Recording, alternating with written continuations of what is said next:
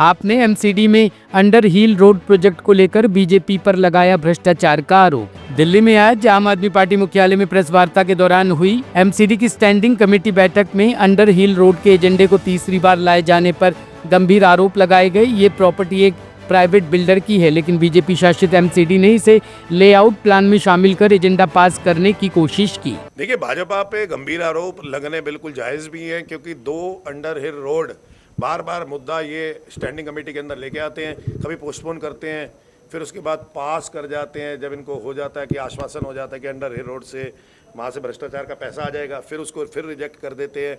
Minutes नहीं आते हमारे पास। आप एक चीज़ देखिए, ये एक प्राइवेट बिल्डर की बिल्डिंग है। 2021 में ये 26 नवंबर 2021 की मैं एक लेके आया हूँ कटिंग, 1 फरवरी 2022 की लेके आया हूँ, जिसके अंदर ये नॉर्थ एमसीडी के अंदर गई और नॉर्थ एमसीडी के अंदर रिजेक्ट कर गई, जिसका खसरा नंबर ही मैच नहीं कर रहा। उस बिल्डिंग के अंदर आपका क्या इंटरेस्ट है कि आप उसका लेआउट प्लान ला रहे हो, और वो भी स्टैंडिंग कमेटी जो 2.5 वर्ष बाद बनी है स्टैंडिंग कमेटी, उसके अंदर लेआउट प्लान लेके आ रहे हो। तो ये तो बड़ी अजीब सी बात है कि आपका इंटरेस्ट दिल्ली की जनता को छोड़ के, आपका इंटरेस्ट यहाँ के एमसीडी के कर्मचारियों को छोड़ के, आपका इंटरेस्ट या तो एस्ट्रॉयड शेल्टर्स प्राइवेट लिमिटेड में होता है या फिर अंडर हिल रोड के अंदर होता है। तो मुझे लगता है कि इसके अंदर सही से बंदर बाट नहीं हो पाई, तो इसलिए इन्होंने अभी रिजेक्ट कर दिया।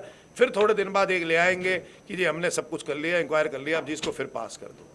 मैं आपसे बताना चाहता हूँ आपके माध्यम से कि मैं सीटीबी के खिलाफ विजिलेंस के अंदर, एंटी करप्शन ब्यूरो के अंदर मैं एक चिट्ठी लिखने जा रहा हूँ, जिसके अंदर मैं कमिश्नर को भी लिख रहा हूँ, जिसके अंदर मैं डिमांड कर रहा हूँ कि इसकी इंक्वायरी होनी चाहिए तुरंत प्रभाव से। और ये लेआउट प्लान लाने का क्या मोटो था कि जब रिजेक्ट हो चुका 2021-22 के अंदर, तो क्या इनका मोटो था कि एजेंडा नंबर 1 है।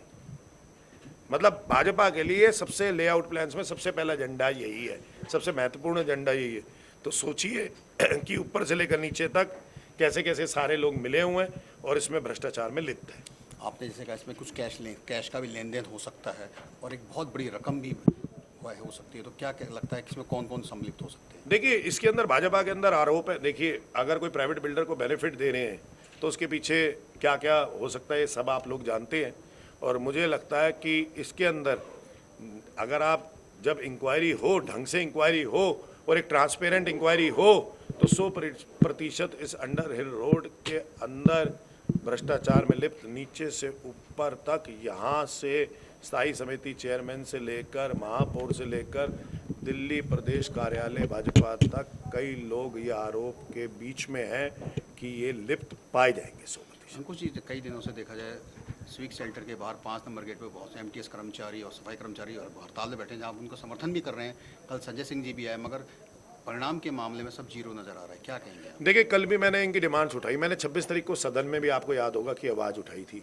और 26 तारीख को सदन में मैंने कहा था कि ये लोग 29 तारीख को हड़ताल पे जा रहे हैं, महापौर साहब इनसे 10 मिनट मिल लीजिए। उनकी डिमांड्स बड़ी न्यूनतम है। और मुझे लगता है कि आप लोग तो एसी ऑफिस में, कल स्टैंडिंग कमेटी थी, मैंने उसमें भी शोर मचाया था। कल आपने देखा कि हमारे राज्यसभा सांसद संजय सिंह जी भी वहाँ पर हड़ताल में आए और उन्होंने भी समर्थन दिया।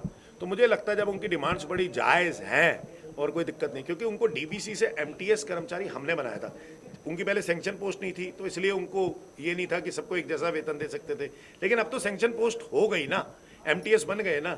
जब सैंक्शन पोस्ट हो जाती है तो उसका रिजर्व बजट भी होता है। तो अब तो आपको जो उनको मिनिमम पे प्लस वेरिएबल डीए देना पड़ेगा, यानी कि minimum grade pay plus variable DA, वो 27,900 का है। और जो उनकी डिमांड ठीक है, किसी को 14,000 दे रहे हो, किसी को 16,000 दे रहे हो, किसी को 20,000 दे रहे हो, किसी को 22,000 दे रहे हो, किसी को 27,000 दे रहे हो। तो कह रहे 27,900 सबकी एक जैसी कर दो। वो कह रहे कंपेशनेट ग्राउंड पे हमारी नौकरियां लगवा दो। वो मलेरिया, चिकनगुनिया, डेंगू के बीच में रहते हैं, मेडिकल लीव्स मांग रहे हैं, या फिर कंपेशनेट ग्राउंड पे अपने परिवार के लिए नौकरी मांग रहे हैं। तो क्या गलत मांग रहे हैं? इसमें कौन से पैसे लग रहे हैं? 4 इंजन की सरकार, अधिकारी ये कहते हैं कि आपके ऊपर 5 करोड़ पे अतिरिक्त हमारे पे बोझ आ जाएगा, महीने का 60 करोड़ पे सालाना बोझ आ जाएगा। 4 इंजन की सरकार को 60 करोड़ के बारे में सोचना चाहिए, जहाँ पे मुख्यमंत्री रेखा गुप्ता, प्रधानमंत्री नरेंद्र मोदी ये कहते हैं कि हिंदुस्तान के अंदर और दिल्ली के अंदर कहीं कोई बजट की, कहीं कोई पैसे की कमी नहीं है। तो फिर एमसीडी के अंदर ये ऐसा क्यों?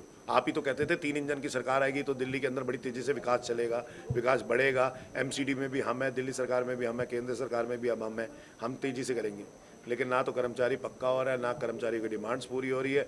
और इसकी जो खामियाजा उठाना पड़ रहा है महापौर के अहंकार की वजह से, जो मिल भी नहीं रहा इनसे, ना कोई भाजपा का नेता मिल रहा है, तो ये अहंकार का खामियाजा दिल्ली की जनता को मलेरिया, चिकनगुनिया और डेंगू के रूप में उठाना पड़ा। टॉप स्टोरी ब्यूरो के लिए दिल्ली से हेमंत कुमार की रिपोर्ट।